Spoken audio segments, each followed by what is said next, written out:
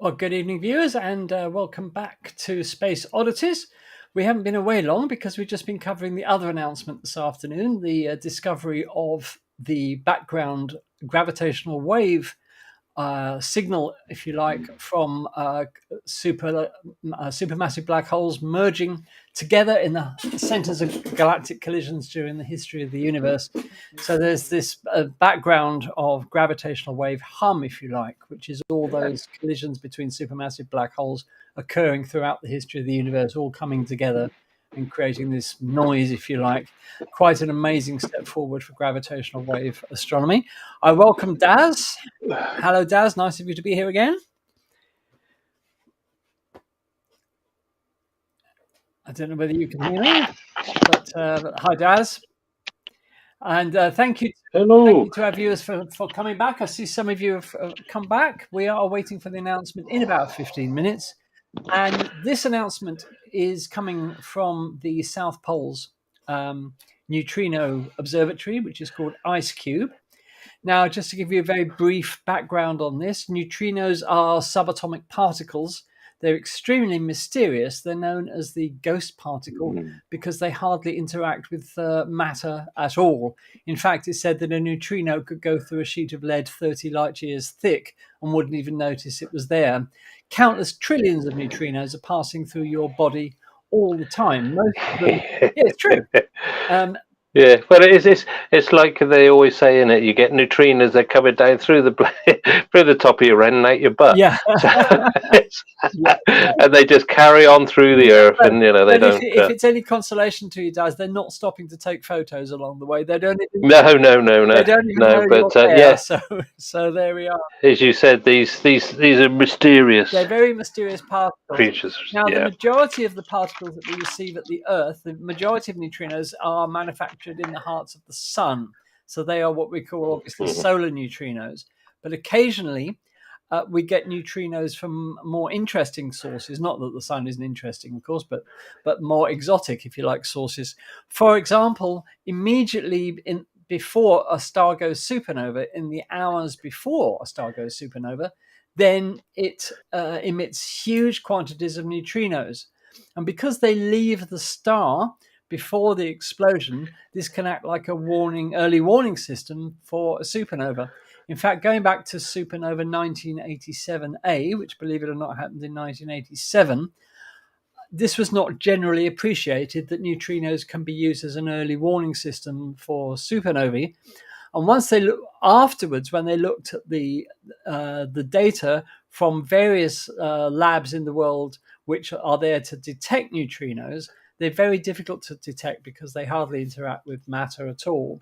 They found that they had, in fact, detected 11 neutrinos from supernova 1987A before the explosion actually happened. So this was the first real indication that we can use neutrinos as early warning systems for supernovae. Now, how are they detected? Well, basically, as I said, because they don't interact with matter very often, they're difficult to detect. So what you do, you have a big tank of basically water, although variations on that do include dry cleaning fluid. And occasionally, a neutrino will collide with an atom in the water or the dry cleaning fluid. And when it does so, this produces a tiny flash of blue light. And this light can be picked up by sensitive photodetectors, which then obviously recognize it as a collision between a neutrino and an atom. Now, the ICECube observatory at the South Pole uses a square kilometer of these detectors buried in the ice to detect these tiny flashes of light as neutrinos collide with atoms. And last year they announced that they had, was it last year, Daz, or the year before? Can't remember. I think it was the year before. I think it was. Yeah, thanks. Yeah, in 2021, the ICECube project announced it had detected a neutrino that, when they worked out where it had come from, it had actually come from another galaxy. So that was quite exciting. Then it went quiet for a while, and there were suggestions that the data was wrong. But I think in the end, the data was definitely. Yeah, they were confident that they had detected it, but it's like anything. If you just detect the one, then everybody's saying, exactly. dodgy data. I mean, you were just saying about neutrinos. Do you want a bit of a fact? Go on then, tell me. About 100 trillion neutrinos pass through your body every second. Blimey! No wonder I feel Yeah, days. that's right. I thought it was pins and needles. You know when you go out and you start contemplating the mysteries of the universe, Daz, which normally involves, imbibing a fair amount of alcohol beforehand. Yeah. And I always wake up with these thumping headaches, and it's obviously the neutrinos that are causing it. So yeah, of course it is. Yeah, of course it is. Yeah. But yeah, they like I said, 100 trillion neutrinos every second. Amazing. Yeah. And you were saying about the detector ICECube. Apparently, the volume will fill. I've lost it now. Will fill 1 million swimming pools of the detector from the detector. Right. So Olympic-sized swimming pools, I should think. Are they swimming pools the size of Wales? Well, I should think it's Olympic. That's the standard, isn't it? How many giraffe? Yeah. I don't know how deep. But no, there's enough water trapped in that cube of ice. Yeah. That will fill 1 million swimming pools. Thank you for that. So yeah, and it's basically made of 86 cables, which have 60 digital optical modules on each one, and they're waiting for that flash. Right. Well, we'll see what happens. We're just waiting for something to happen now, online, but nothing is happening yet. So we'll just get rid of that for the moment. Okay. Yes. So, any idea what they might be announcing today, then, Daz? Because they've done the neutrino from another galaxy. I really don't. I don't know. I mean, it's got to be something quite spectacular, I would think. And you just really don't know. I mean, I doubt if they're going to announce that they found another coming from outside our solar system. So it'll be interesting. I'll be quite honest, I really don't know. I don't know even where to start thinking about what they've actually detected. I've been unless they've detected a group of neutrinos that have all come from the same place, which would be interesting. If they had all the same sort of signature. It could be. I wonder if because that wouldn't be it. It wouldn't be a supernova because the neutrinos only arrive a few hours before we witness the supernova. Don't know. Viewers, if you'd like to know more about neutrinos, may I recommend a book to you? The title of the book is cunningly entitled Neutrino, and the author is by a professor called Frank Close. You can get it on Amazon. It's a really, really good book about the history of neutrinos, their discovery, what they're all about. I thoroughly enjoyed it. Not a long book, but which doesn't mean to say it's not expensive, of course, because all books seem to be bloody expensive these days. So, especially here in Spain, my God. But that's another story. So, yes, Neutrino by Frank Close, well worth a read, and that will tell you everything you need to know about neutrinos. So there we are. So still nothing happening. We have, according to their own calendar or their own timetable, about 6 minutes before they go live. Yes, so no idea what they're going to announce. I can't even. Well, could it be something you think to do with the mass of the neutrinos? I don't know. Don't know if. To be quite honest, it could be anything. And I mean, if they've managed to measure the mass of a neutrino, that would be amazing. But it's I don't know. I mean, you've sort of like put me on the spot because it is a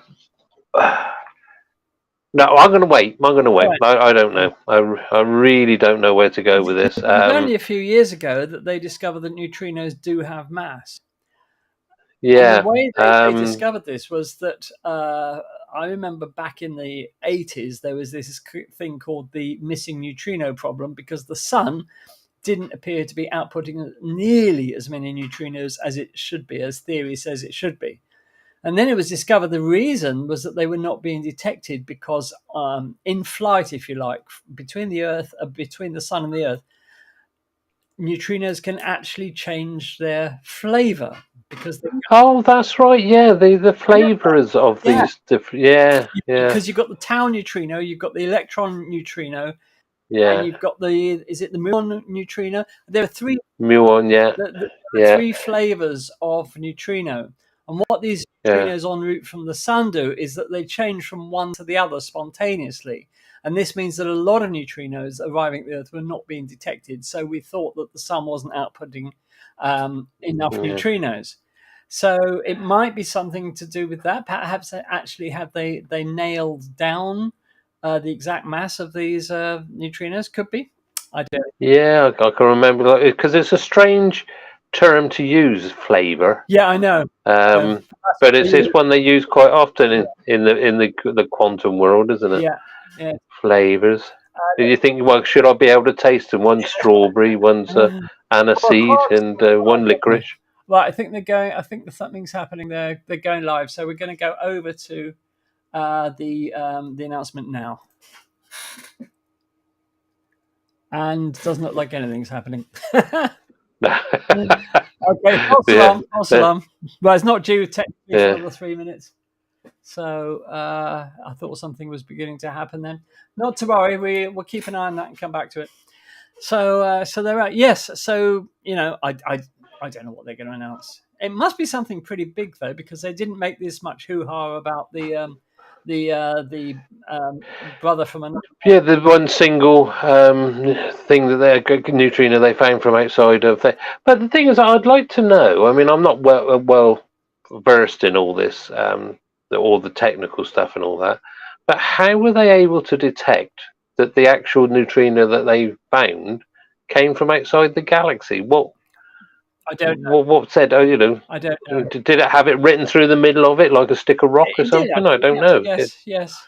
Yeah, so it's Alpha Centauri or something as it went through. It actually had written through the centre of it, "I'm the brother from another mother," so or something like that. But no, it's.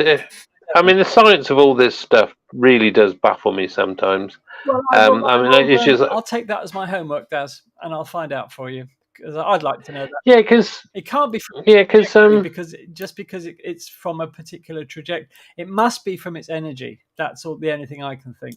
Well, that's what I was thinking. Does it give you a brighter flash when it is detected, or does it? Like I say, I don't know. It'd be interesting if we could find out. I mean, like I said, this is all beyond me.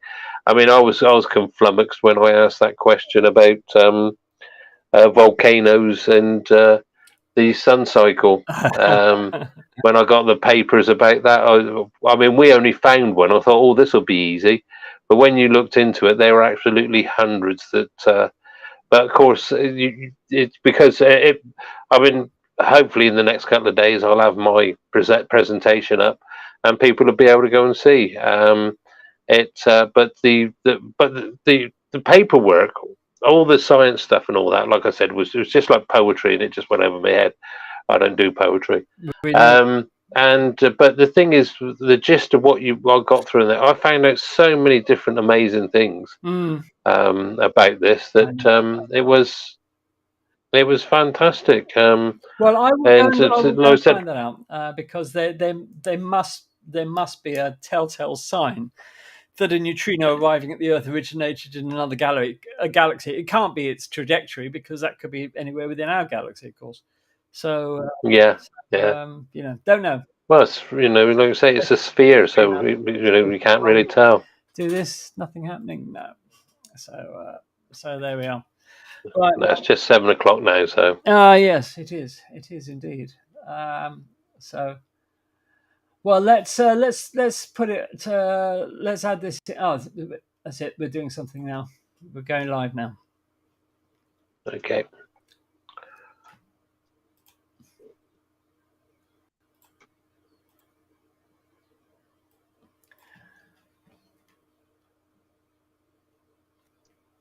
Right, there appears to be a frozen screen at the moment.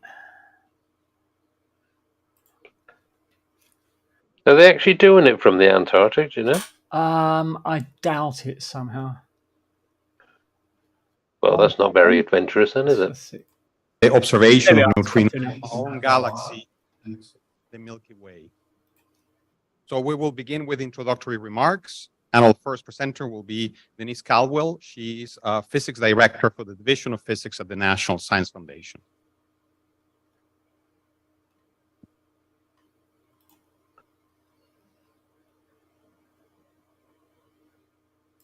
Thank you very much. The Milky Way seen through neutrinos.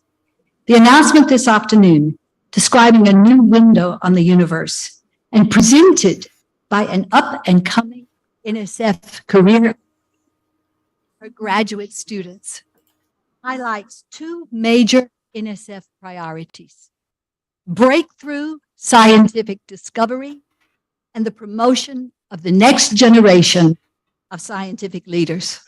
On behalf of the NSF, I congratulate on their achievement, and I'm looking forward to what they are about to tell us.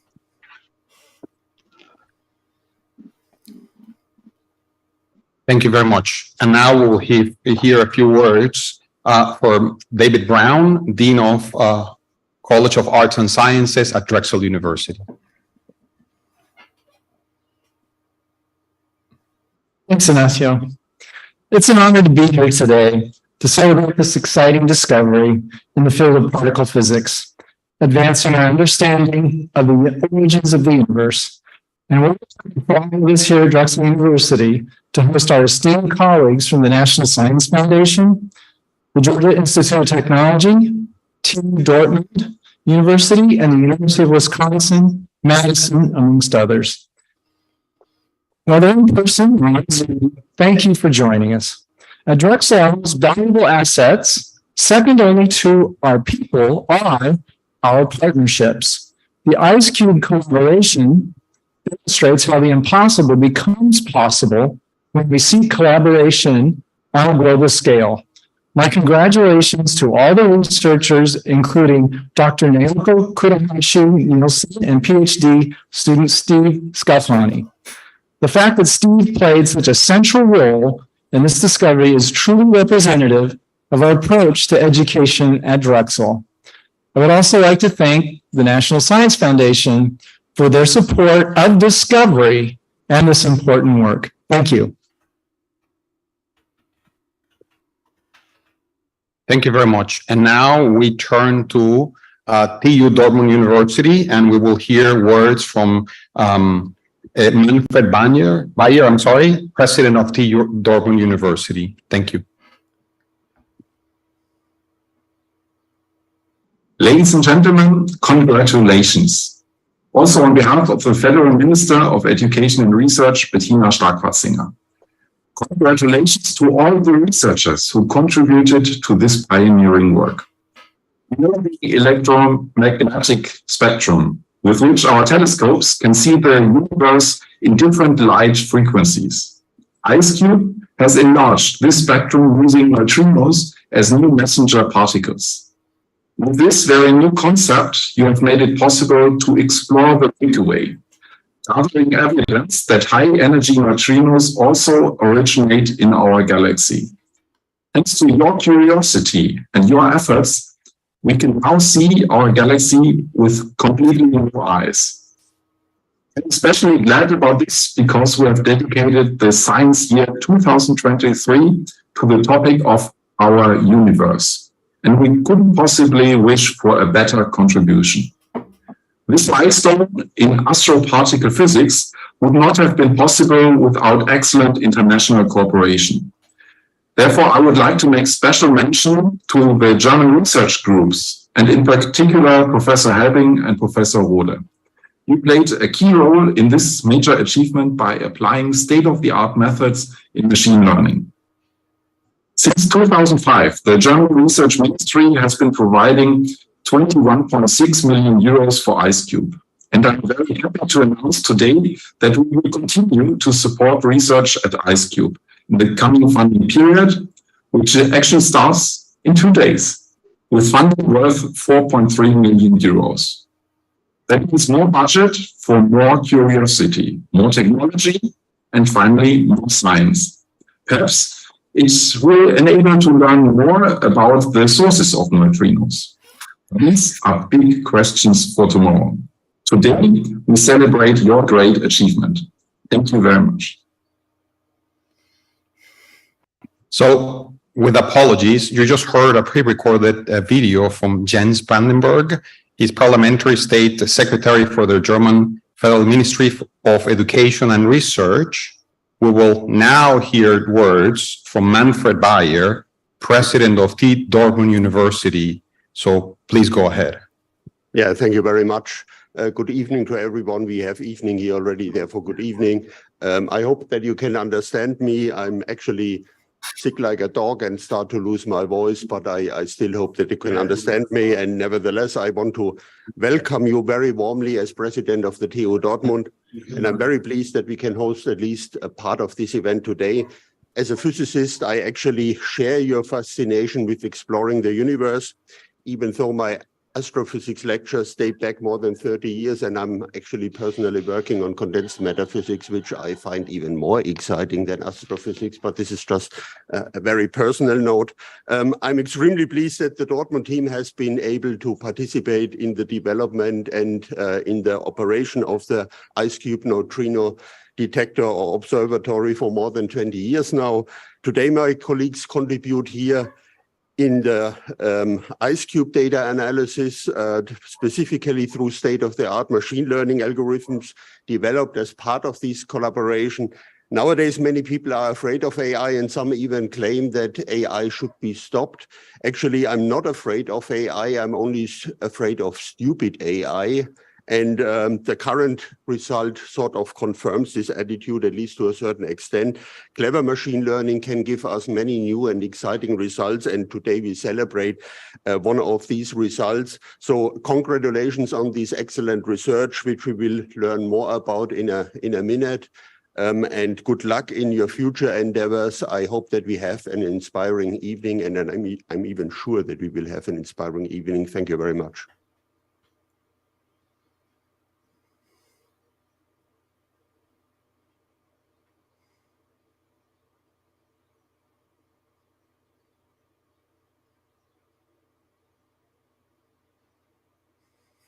Thank you very much. So now we will begin a set of presentations describing the result. And the first presentation will be by Naoko Kohashi-Nilsson at Drexel University. Thank you. Thank you very much. So now we begin a set of presentations.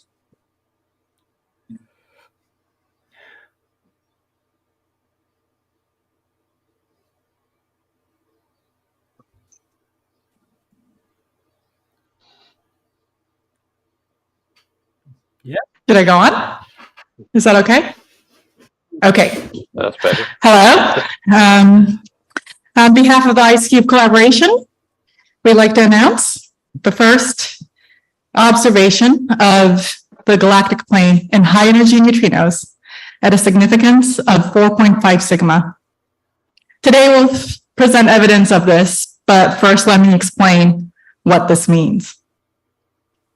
So, they're all over the place. Yeah, just a tad. sorry, the feed is, okay, here we go.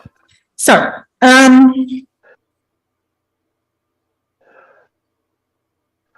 this is a picture at the geographic South Pole where our detector is. The building you see here houses many computers for ICECube.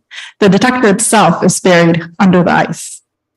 It's a nighttime photo at the South Pole, and you see this beautiful feature in the sky of the Milky Way.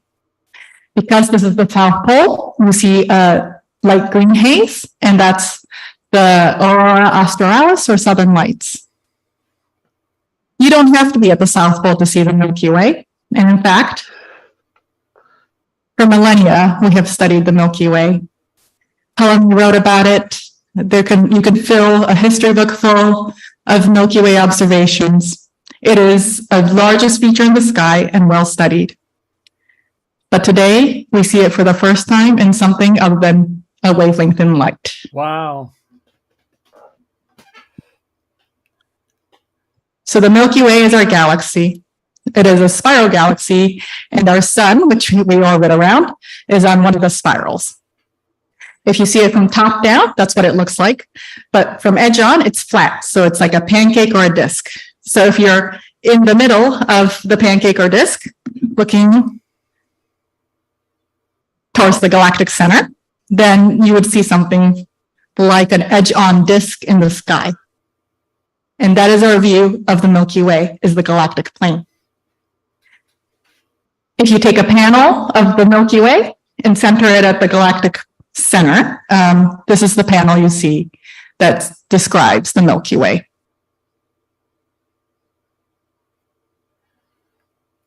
In recent decades, we have studied the Milky Way in not just optical light, where our eyes work, but we have seen it in many different wavelengths of the electromagnetic spectrum, from radio waves to gamma rays.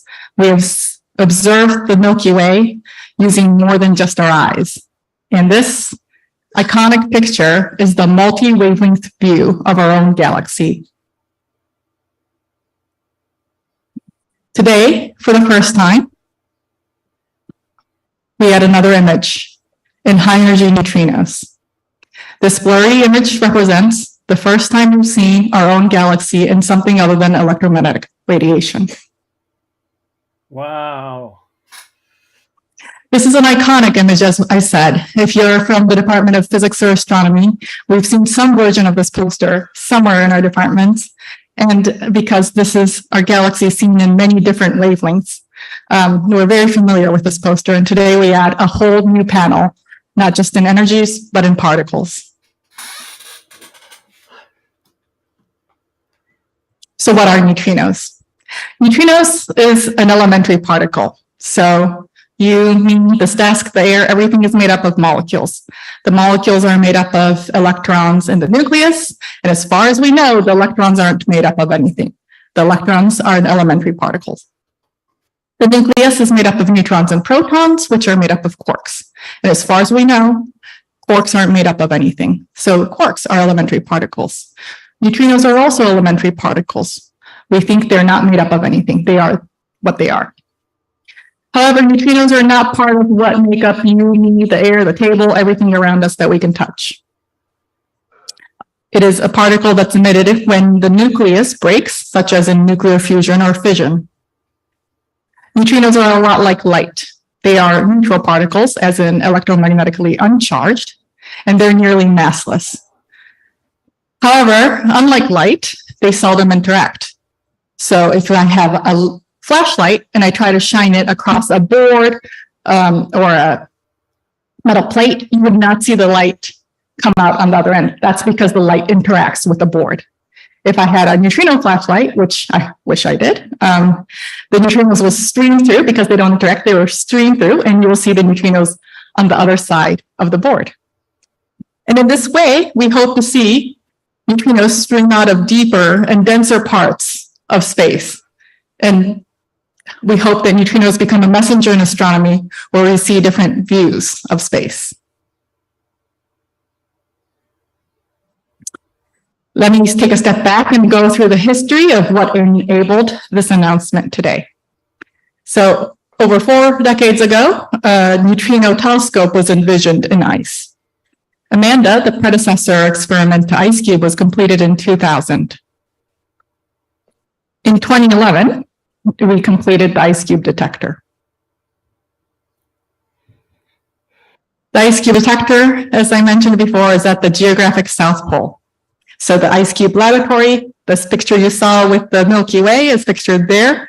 When you're standing there, you're standing on top of 2.5 kilometers of glacier ice. It is very high altitude at the South Pole.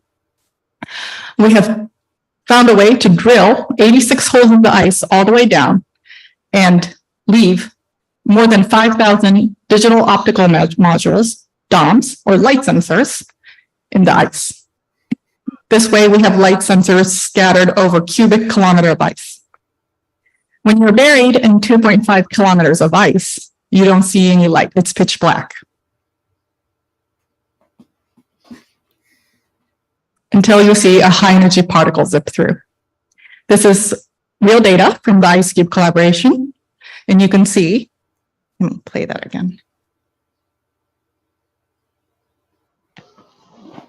You can see as a high energy particle enters, maybe, oh, sorry, does not work.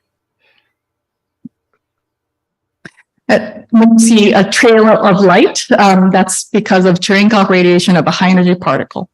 Oh, here we go. And in this way, we collect high energy particles in our detector.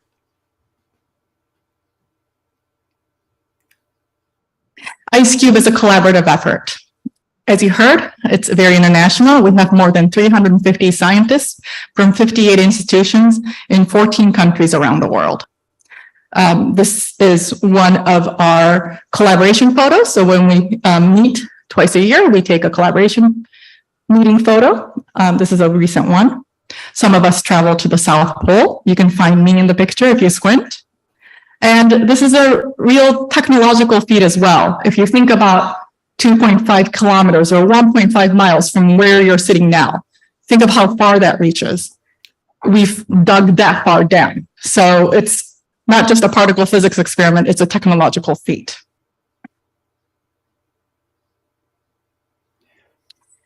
Two years after we completed our detector, we found high energy astrophysical neutrinos for the first time from space. We always thought they would come from space, but it took 2 years after detector completion to find it. I was actually tasked to figure out if these neutrinos localized to something in the sky, to trace back to where they're from to see what their sources are. And back in 2013, we couldn't definitively say what created them. Since then, we've identified 2 galaxies that emit neutrinos in 2018 and 2022. Today, we're talking about our third source, our own galaxy. And to tell us what this means and how we did it, I'm extremely proud to introduce Steve Sclafani, my former PhD student.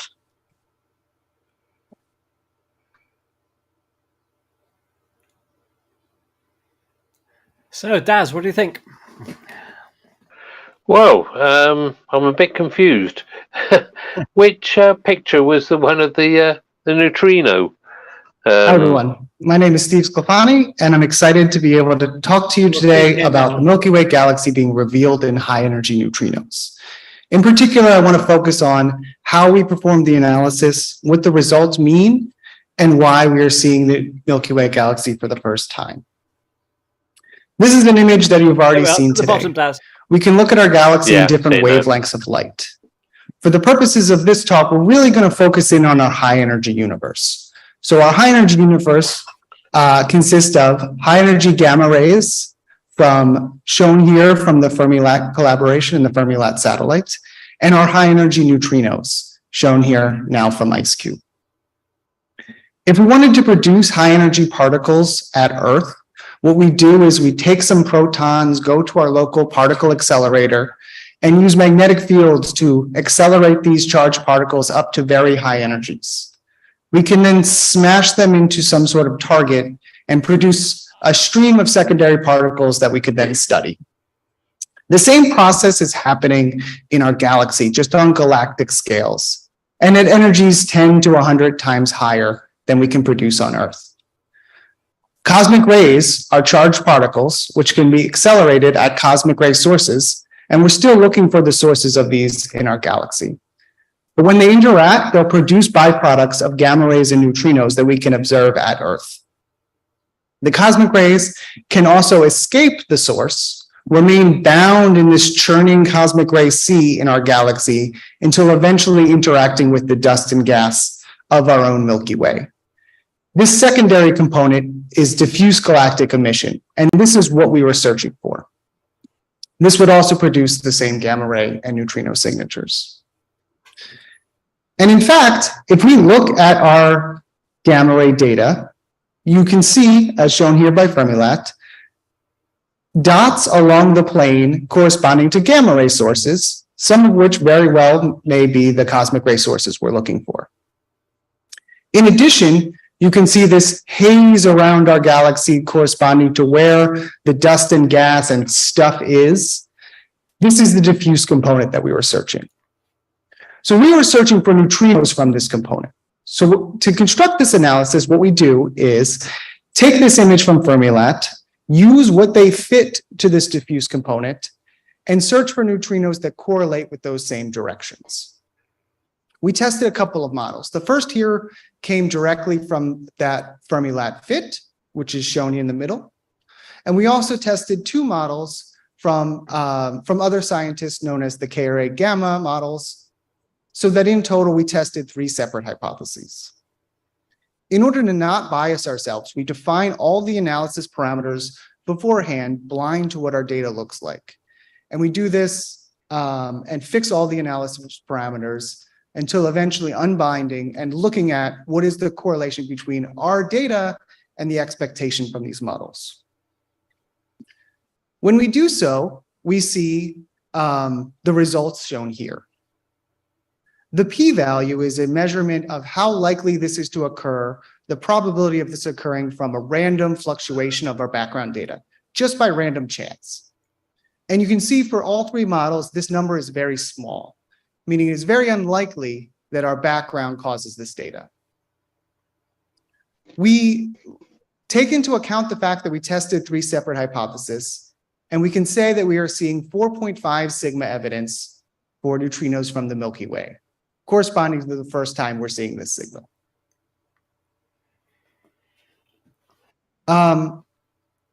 Next, I'd like to talk about why we're seeing it now. So the central part of this is we've created a new data set to look for this signal. In ICECube, we have 2 different types of events. The tracks on the left here are produced when a charge current neutrino, when a neutrino interacts, a muon neutrino interacts and produces an outgoing muon. That outgoing muon can traverse through our detector depositing light along the track. This analysis instead uses cascade events, which are shown on the right. So cascade events are produced from different processes, and they are shown as this spherical blob of light. There are advantages and disadvantages of using cascade events, and I'll go through one of each now. The advantage of the challenge with cascade events is, unlike the tracks, which have a very long lever arm, cascades are the spherical structure. So it's harder to look at that data and predict where the original neutrino came from. On the left here is our angular resolution, or in the y-axis, the distance between the true direction and where we reconstruct that to be for simulation as a function of energy. You can see as we go higher in energies, we are able to reconstruct these events better because we have more information and more data and more light in our detector.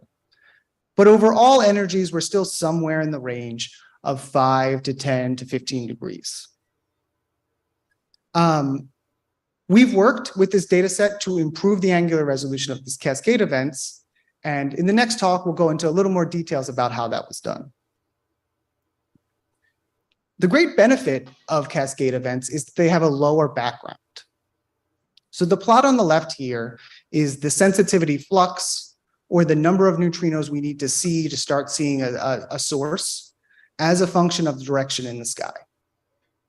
From 0 to 1 in ICECube, since we are at the South Pole, we are looking through the Earth into the northern sky. From 0 to -1, we look in the southern sky, which is basically up into the sky in the South Pole. This region has a lot of background for particles produced in our atmosphere. So we see a benefit or a lower number of neutrinos needed to see a source. So the lines are getting lower.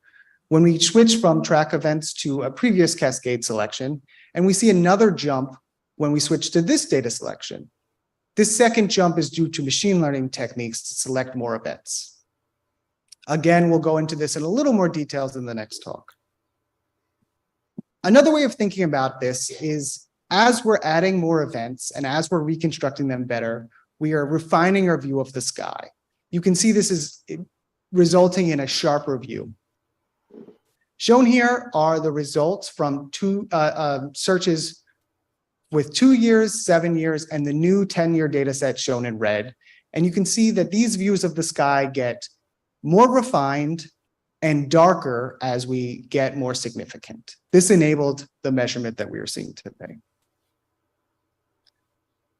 So just to kind of recap in one slide, we've been looking up at the sky for millennia, observing our own Milky Way in light. And over the recent decades, we've seen this in gamma ray light at the highest energies. We can take the information from gamma rays and use that to predict where our neutrinos should come from. And you can see from this prediction that that is concentrated in the southern sky where there's a lot of background events. We use cascade events to lower this background.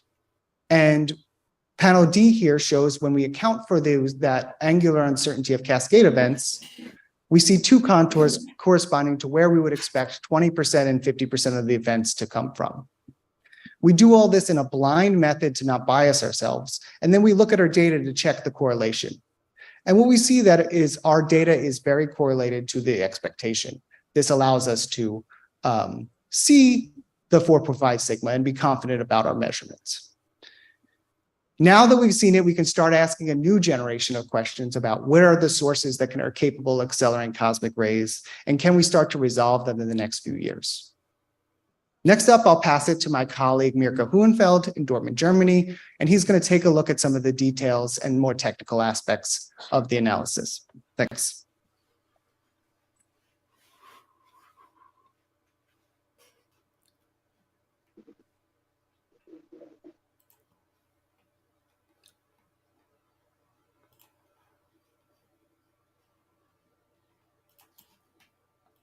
Okay, well, I think we'll leave it there for today. I think we've basically got all of the detail that will be useful. What do you think, Daz? Yeah, it's pretty amazing. What they predicted was almost spot on, wasn't it? Absolutely. When you saw those last things, but like I said, what we'll do is we'll come back and we'll analyze these, see if we can pick out the get the flesh off the bones, and then we'll be able to talk about it Monday. But I think it's the bottom line is that we can now see the plane of the Milky Way in neutrinos as well as in optical radio, rather than just in light and radio, where we can see it in particles. So we can see it in particles, high energy particles. So obviously, which is presumably what they're going to talk about later. The next step is to identify the sources. So there we are. Right then, viewers, thank you very much for being with us this afternoon. Those of you that have lasted the distance for both of today's surprise announcements. The first one being the detector. Mind blown. Yeah, I think my mind needs a rest for now. Definitely. Yeah. Perhaps it's an age thing. I don't know. Put a tinfoil hat on. Get those neutrinos bouncing off. Gerard, that's our pleasure. We do try to cover these space events. It was a bit of stretching the old grey matter today, but you're more than welcome. We will do this whenever there's something interesting to bring you, obviously. Yeah. So basically, in a nutshell, today's announcement, astronomers have detected for the first time the background gravitational wave noise, if you like, that consists of the mergers of supermassive black holes at the hearts of galactic collisions. And this has been happening throughout the history of galaxies, throughout the history of the universe, basically. And all of those collisions have produced low-frequency gravitational waves that permeate the background. So the Earth is constantly, all the time, being bathed in these gravitational waves. They are so low frequency. Their wavelength is measured in light years, believe it or not. So we know that gravitational waves travel at the speed of light. So when we talk about, wavelengths of light years, we're talking about years, literally, between each wave. So you do need a long-term project to look at these. So this is why the Nanograv project has been doing this for 15 years. Examining the retardation, if you like, of signals in pulsars, which are being slowed down by the presence of gravitational waves. So that's the major announcement. We've now got another bit in the puzzle of gravitational waves. It's advanced the field of gravitational wave astronomy, which, as we said earlier, is still a brand new science.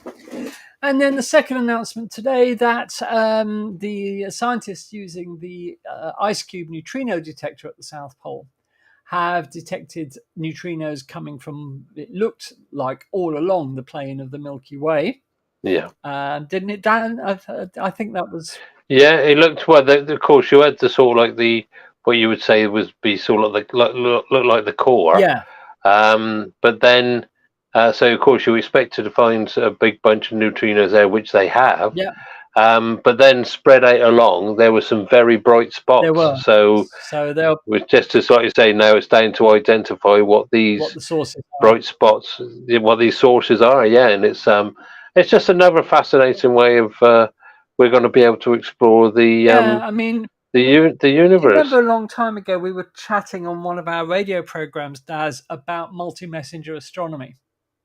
Yeah, I can't remember which one it was, but I remember talking about it. And I think we were talking about gravitational waves again. We were, very possibly.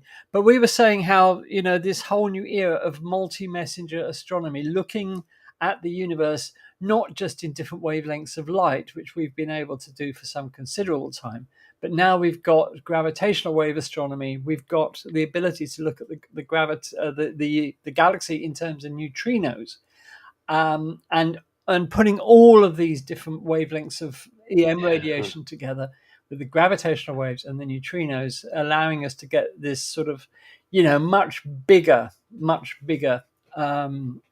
view of the universe.